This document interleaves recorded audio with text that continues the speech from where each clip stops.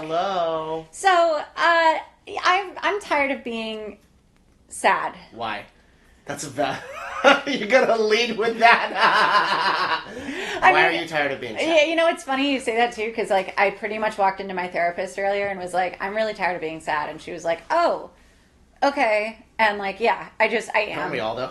It's just, it's been a really, it's been a time of it this season in the NFL, and I've had a few definite moments that I hate to admit, I think I've questioned my love for the sport. And so you had the great idea last week of, well, just live on the air, of talking about the things that we love about football. The things that make football great, yes, because I felt like for every bad thing that happens in the NFL, there are like 10 good things. Right. It's just that the bad things happen to be so prevalent and shitty in our worldview. Yes. That sometimes we just need a little bit of a reminder as to why the sport that we love so much is the best. Right. So we'd like to call this segment Raindrops on roses and whiskers on kittens. These are our favorite things about football. blah, blah, blah, blah, blah, and something with mittens. Julie Enders, we apologize in advance. Yeah. Yeah. All right, so It's a lot. I do. Yeah. I'm thinking a lot about football. You start. Okay. So, You start. Well, I'm just gonna rattle some of these off for you, and we'll have a little conversation. Okay. Maybe I'll be a little happier after this. So, one of my favorite things that happens pre-snap is when Tom Brady is really good at this. He calls out who the mic is, which linebacker's the mic linebacker. Ah, yeah. I just think that's really great. Yeah. You know, because no ordinary fan would know what the hell the mic is. Right. Right? I don't even know what the mic is. Right. I probably should, but I don't. Right. I just think it's really, really funny when the quarterback is like, 53 is the mic! 53 is the mic! Like, that means anything to us as the viewer. Absolutely. Right? Another thing that I really love is the crowd when there's a false start. Particularly, like, in Seattle, like, the crowd's already loud to begin with, right? And then there's a false start where the offense jumps before the ball is snapped. Mm-hmm. And the crowd, like, gets even more into it because they know that they were the ones who caused that. Yeah, yeah. I think that's excellent. Absolutely. Mm-hmm. It's participation. That's right. It's like an actual, literal 12th man. Another one is where when a receiver goes up for a catch, we've talked about this, where a receiver goes up for a catch and they have to get both feet in bounds. And you see their toes drag and you see the little flicks of AstroTurf that fly up. Yeah. It's just so aesthetically pleasing. It's very artful, mm-hmm. and it's one of those because it only exists in that one moment, you know. That's right. Yeah, it's pretty cool. And the camera angles are so good nowadays that you can like actually see the little, you know, the little specks of shredded up tire or whatever it is. Yeah, bounce up. Another one of my favorite things are fat guy touchdowns. Yes. Most specifically, like, why do I have the ball at this moment in time touchdowns? Yes! You know? Like, oh my god, I have this ball, I don't know what to do, I'm just gonna keep running as fast as I can. I have one memory of another Patriots thing. I apologize to keep tying it back to me, but I'm important, so You here. are. Patriots-Packers, a couple years ago. Uh-huh. Squib kick from Mason Crosby lands in the hands of Dan Connolly, the right guard, who he does like the loaf of bread carry. He carries it like with one arm underneath it and one arm on top of it in front of himself. And he's just like, why am I doing this? And he runs past about 10 guys in the first 3 yards and goes all the way down to the 4-yard line before getting tackled. Oh my god. And you can hear the announcers just believe me, it was a Sunday night game, so Chris Collinsworth is like, look at this is unbelievable. Are you kidding me? Yeah. It's crazy. Yeah. I love fat guy touchdowns. Specifically moments like that where the fat guy's like, why do I have the ball? What is happening? It's one of those, like almost like in an underdog story way, like, oh yeah, like, look at this guy who isn't supposed to be doing this. I love it. Or like, I think it may have been last year when Dontari Poe, who's a defensive lineman for the Kansas City Chiefs, yeah, I remember this threw a touchdown pass. Yep. From the goal line. Yep. Or like when quarterbacks throw the ball to receivers that aren't receivers. Yep. That's always fun. Yeah. I love it when I love celebrating too early. But at the same time, I also just love celebrating in general. In what context? Celebrating too early, like when there's a player running down the field for a touchdown and the players behind him already have their hands in the air. Yeah. Like they know what's about to happen. Yeah, okay. Even if that player is Deshaun Jackson and drops the ball at the 1-yard line, it's still fun.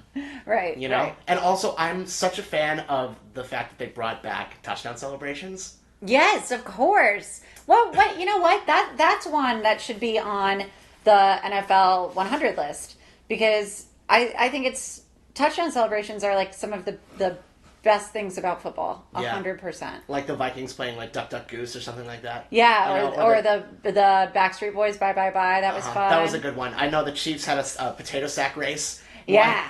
That was really funny. Yeah. I wonder when they work on this. I don't know. Like, is Maybe it like after practice or something? yeah, when they're chilling, like they have like a break during practice, and they're like, "Oh, hey guys, I want to like try this thing for Let's the next do time I'm awesome." Right. For the next time we celebrate us. Right. How we're gonna do this. Exactly. You know. Give me another one. Okay, so whenever you're watching TV and there's a field goal that's kicked, right? Yes. You ever try to will the ball over the net? Yes. Because I do that all the time. I'm just like, oh man, it looks so good. Whenever I played Madden, I would try to like sky the field goal so that it would go over the net. Do they have to give the ball back, or do you like get to keep the ball if it misses the net? I think they get to keep the ball. Jeez. I would because it doesn't happen a whole lot. I think you get to keep the ball. I say screw the net. Take the net away. Oh, I don't know. No. No, you should just be aware of what's happening. But it's no. What if you're like walking back down the aisle holding like 3 beers or something? Keep yourself alert. You're in the red zone. Oh my god. You're in like the target zone. I don't know how I feel Yes, about give that the one. fans, or at least make the net like lower. Look, Make it go to the top of the upright. I think it's actually where that goes, but that's okay. If baseball stadiums are putting nets up to block fans from flying baseballs and things, no. No. I still want to It try makes to it will more the ball over the special net. too. It No, makes it that's more true. special. That's true. No, that's fair. You get, if a kicker shanks a field goal and ends up in the stands. Right. Yeah, but I try to will the ball over the net. I don't know about you. Give me another one. Okay.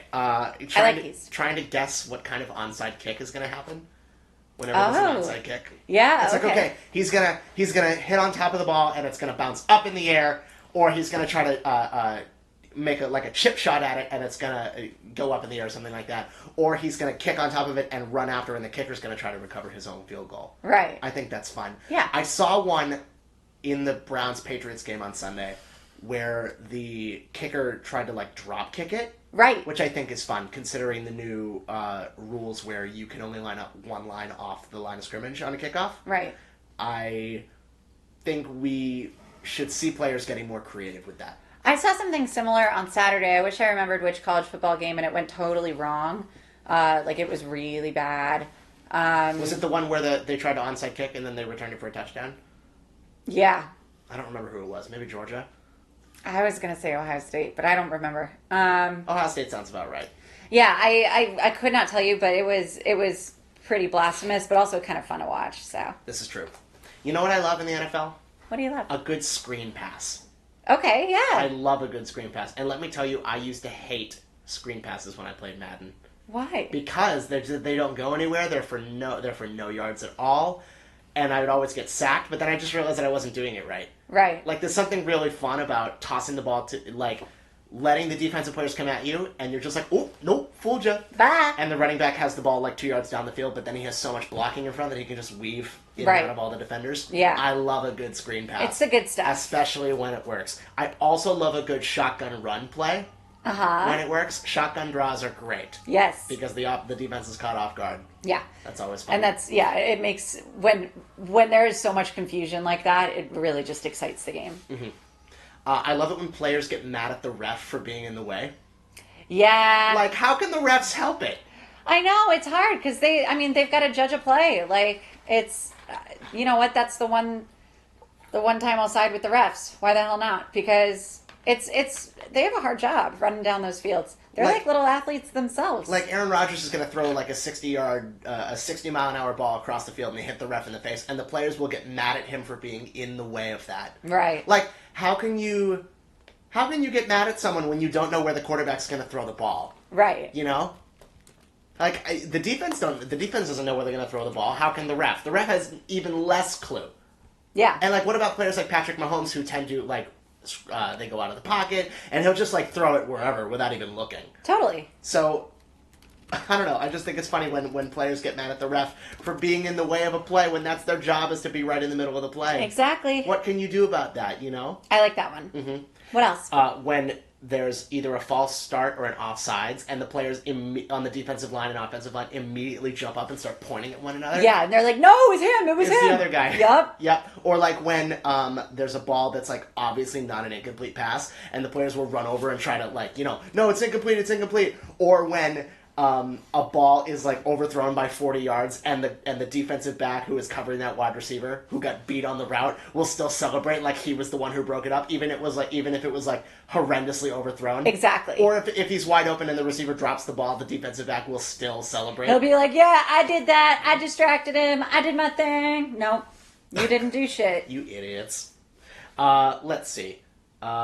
People when there's like an incomplete pass, and it's very obviously an incomplete pass, but a player will pick it up and like run it back into the end zone. Yeah. Like it's a fumble, even though it's definitely not, like for no reason at all. Oh yeah, they just oh, just in case, I guess I'll just run it into the end zone, like whatever, asshole. But it's fun. It is fun. Asshole, but fun. Yeah. Assholes but fun. I think that's what we are. Yeah. We're assholes but fun. Oh, that actually should be our new tagline. Forget drunk on sports. Assholes but fun. We're assholes but fun. Yep. Under further review. Assholes but fun. Exactly. Yeah, this might be the title of the episode instead of Raindrops on Roses. Anyways. What else you got? I love good football IQ. Uh-huh. I just love smart plays, like exploiting loopholes in rule books. That's why I love Sean Payton. Uh-huh. Yeah. Well, not even... Well, yeah, I guess so. Like, when Randall Cobb fielded a kickoff at the 1-yard line, except he stepped out of bounds and then reached inbounds to touch the ball. Right. So the kickoff was technically out of bounds. Yeah. And they got the ball at the 40-yard line. I just love smart things like that. I think that's very creative. I'm down for it. Mm-hmm. I love it. Do you have any others? I have a few. Okay, please tell me.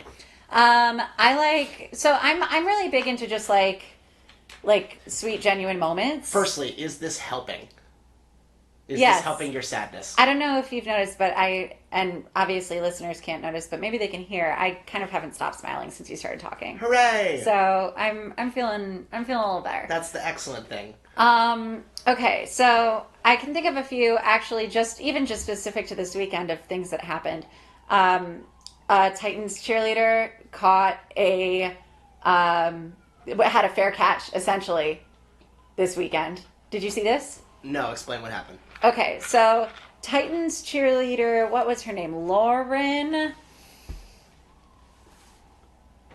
Titans cheerleader Lauren caught a football. She was like doing her thing, dancing on the sideline, and it was kickoff. The ball goes flying in the air, and everyone's running down the field to try to get it. And none of them got it, but she did. So it went out of bounds, and she just caught it? Yeah. She caught it. She caught it. I love that. It was awesome. It was coming right at her, and it was almost like she was ready for it, too. She just kind of like reached her arms up with her pom-poms and everything and just brought it back down. Oh, that's delightful. And it was just a really fun, like all of her friends were like, woo, all of her teammates. And it was just a really, it's fun for the game when little things like that kind of go wrong. Like, obviously you want to keep the ball in bounds, but it made it kind of fun for them. It's like when a foul ball's hit at a baseball game and then someone who's like either famous or a fan makes a great catch on the foul ball. Right. Like in the beer or something like that. That's like one of those moments. Yeah, exactly. And then I'm a big fan of passing the torch moments in general. We see it a lot, particularly, and unfortunately we see it a lot with injury too. Like a player goes out, the other player's going in, like, I'm going to make you proud. I have goosebumps, but yesterday, on Sunday, Drew Brees came back a week early, and Teddy Bridgewater, having gone 5-0 as the Saints starting quarterback, entered the field, and the crowd, what seemed like both sides of the crowd, were all cheering, Teddy, Teddy, Teddy, and it was just a really nice moment. He gets on the field, has a nice little exchange, little hug with Drew Brees, and it was just one of those, like, here you go, boss, here's your torch back. Not bad for a guy who wears 2 gloves as a quarterback. Shut up. No, but like, seriously, good for him. That's a huge accomplishment, going 5-0 as a backup in place of your Hall of Fame starter. I think he's secured himself a job next year. I hope so. He deserves it. I hope so, too, but part of me thinks he belongs on that team of Saints who just really lifted him up and took him in, and he had a great run. So congrats to Teddy Bridgewater as a side note. Yeah, it's. I think for me, what makes all of those little moments of game are great, but what makes football so special and so important to me is just that sportsmanship that I love it. that is involved, and guys being there for each other, guys giving back to the community is a big thing. One moment that sticks out in my mind as far as sportsmanship and having each other's backs goes, and is giving back to the community. Devin Still, the Cincinnati Bengals, his daughter has cancer, Right. And when the Patriots had a really really great show of respect. All the cheerleaders put on Devin Still's jersey, and they all, there were banners all over the place. There were banners all over the place saying "Leah Strong." And you could tell that Still was very moved, and it was like in tears on the field. Like moments like that are cool. Yeah, we all share this. We're all in this together as humans, and there's a certain level of humanity that makes sports really great. Well, and it's so easy to dehumanize these athletes who are superstars who we see every week. And even another recent one was Matt Stafford's wife on the Lions. That's right. And her brain tumor, and she actually partnered up with Emily Kaplan of ESPN and did a little kind of op-ed for them about how it was so scary. And she says everyone thinks that, because there's the money and the fame and everything, that it's not. And she's like, thank God, first of all, for the Lions team doctor who saw her first and got her the help that she needed. But, she's got 3 young children, and, being scared that she won't be able to be there for them. I mean, it's really scary. And the city of Detroit really came together and in support of Matt Stafford's wife, Kelly. Mm-hmm. And that was a really cool thing too. But it's, like I said, we see it all the time. And that's the good things about the football community. Yeah. When players exchange jerseys to one another at the end of games. That's fun. I think that's so cute. That's fun. Like they're fangirling at one another. Can we talk about Sunday Odell Beckham's gift to Tom Brady real quick? Yes, we can. So if you didn't see this... It can get a little weird. Yes, if you didn't see this, Odell Beckham Jr. gave Tom Brady a pair of cleats at the end of Sunday's game between the Patriots and Browns. They were no ordinary cleats. I guess they were gold on the bottom, shiny gold on the bottom, and the top of them looks like animal pelt color. Goat hair. Yeah. So the cleats actually featured real goat hair. Yeah. And it's, I get it. Tom Brady is the GOAT, and Odell thinks of Brady as the GOAT. It's just very, very strange. I don't know. It's as if someone skinned a goat and made it into cleats and just gave it to Tom Brady. Also, isn't Tom Brady mostly vegan? Yes, so I don't know that Brady would be into that. He does. He is a spokesperson for Uggs, so I don't... Oh, yeah. That's interesting, too. You didn't know that? I hadn't really thought about it in the context. Yeah. Huh. And Uggs are made out of what? Sheep? Yeah, something... It's like Australian... Yeah, sheep? It's not humane. Okay. Don't buy Uggs. Correct. We do not support the purchase of Uggs on this show. Right. Whee! Anyways, those are some things that we think make sports great. Yeah. Or football specifically. I also loved Baker Mayfield's side-eye. Oh, There's a picture of Odell handing the cleats to Brady, and Baker Mayfield was like, what is this? Yeah, little moments like that. Press conferences Dude, are fun. Press conference outfits, though. Yeah. Yeah. Love Cam Newton. Cam Newton's on the greatest characters list as well. He's in the high 90s. Yeah, he definitely has quite the fashion sense. There's also, even funny little choices. 2 weeks ago, Kirk Cousins was dressed really sharply, and then for some reason put on a really ugly jean jacket over it. You like that? No, like that? No. I don't. Didn't do it for me. Sorry, buddy. But better luck next time. Yeah, that's true. Ryan Fitzpatrick's Conor McGregor looking outfit. Cam Newton's hats. Von Miller's glasses. Bill Belichick's sleeveless sweatshirts. Bill Belichick's "We're on to Cincinnati." Yeah. Responses. That's freaking great. I love press conferences so much, especially when it's good material. Oh, yeah. Like We Are Who They Thought They Were, or playoffs, or The Levitard, or Herm Edwards. Levitard You show played to does win the game. no, Levitard show does the funniest thing from the sports weekend or whatever. But he also does a useless sound montage, which is compiled mostly of either reporters, but mostly athletes in press conferences saying things that are like deemed like mostly useless. Let's do that. I think that's us. I love it. Mostly useless sound bites. Yeah, I think that's funny. it's a very special thing. Whew. You feeling better? I'm feeling a lot better. Excellent. My heart is all warm and cozy. I kind of want to take this nose off now. Okay, let's take a break, and Yeah. you can do away with the nose. Okay. And we'll come back and we'll talk about some fantasy football and the week ahead. Okay. I'm losing to an 11-year-old, so we should talk about that. So stick around. We'll be right back.